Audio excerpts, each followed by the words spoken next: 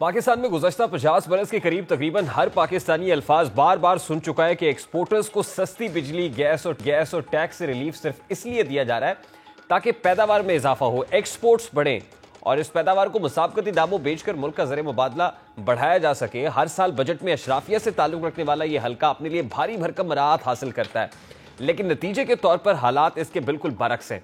आज ना तो मुल्क में नई सनतों की रेल पेल है और ना ही मुल्क के ज़र मुबादला ज़खायर में इजाफा हुआ है। हम आज भी उसी तरह के हालात से निपट रहे हैं जैसे कई दहाइयों पहले थे।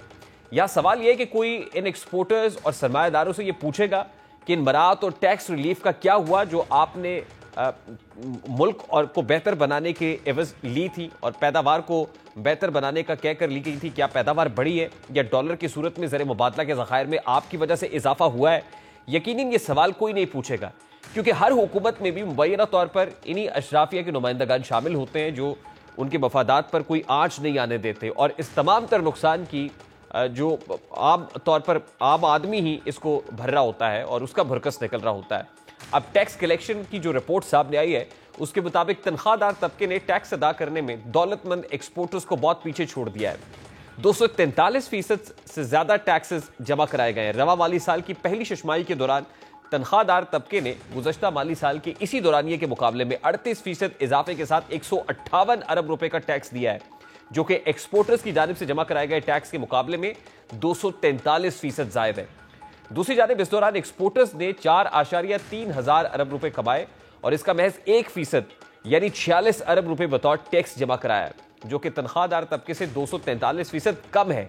इस तरह तनख्वाह वाला तबका टैक्स अदा करने वाले चौथे बड़े तबके के तौर पर सामने आया है। जुलाई से दिसंबर के दौरान गुज़श्ता साल के इसी दौरानिये के मुकाबले में तनख्वाहदार तबके से इनकम टैक्स वसूलियों में 38% इजाफा हुआ।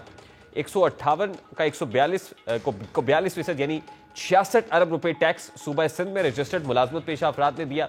तनख्वाहदार तबका कॉन्ट्रैक्टर्स, बैंक डिपॉजिटर्स और इंपोर्टर्स के बाद टैक्स अदा करने वाला चौथा बड़ा तबका बन चुका है। उम्मीद है कि रवा माली साल के इख्तिताम तक तनख्वाहदार तबका 300 अरब रुपए से जायद टैक्सेस जमा करा देगा।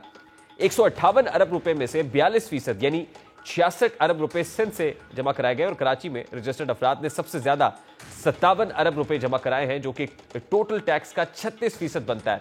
पंजाब में रजिस्टर्ड अफराद ने 49.4 अरब रुपए जमा कराए हैं, जो कि 38% बनते हैं। लाहौर से 33 अरब रुपए जमा कराए गए, इस्लामाबाद से 19 अरब रुपए जमा कराए गए, बलूचिस्तान से 4.2 अरब और केपी से 9 अरब रुपए का टैक्स वसूल किया गया है। पहली शशमाही के दौरान मजमूई तौर पर FBR ने 1.25 हजार अरब रुपए का विदहोल्डिंग टैक्स जमा किया है, जो कि मजमूई इनकम टैक्स का 57% है। कॉन्ट्रैक्टर्स और सर्विस पर जो विदहोल्डिंग टैक्स है उसकी वसूलियों में 31% इजाफा हुआ है और ये वसूलियां 228 अरब रुपए तक जा पहुंची है। कर्जों के मुनाफाजात पर हासिल करदा टैक्स 58% इजाफे से 220 अरब रुपए हो गया है और इंपोर्टर्स ने 189 अरब रुपए का इनकम टैक्स अदा किया है। यानी जो तनख्वाहदार तबका है उसने टैक्स देने वालों में सबको पीछे in comparison with particularly exporters, जो इस नाम पर सब्सिडीज लेते हैं कि मुल्क में वैल्यू एडेड प्रोडक्ट्स प्रोड्यूस करेंगे और फिर इंटरनेशनल मार्केट में उनको बेच के महंगे दामों बेच के ज़र मुबादला कमाया जा सकेगा, तो उनको एटलीस्ट टैक्स देने में तनख्वाहदार तबके ने जरूर पीछे छोड़ दिया है। यकीनन लम्हा फिक्रिया भी है।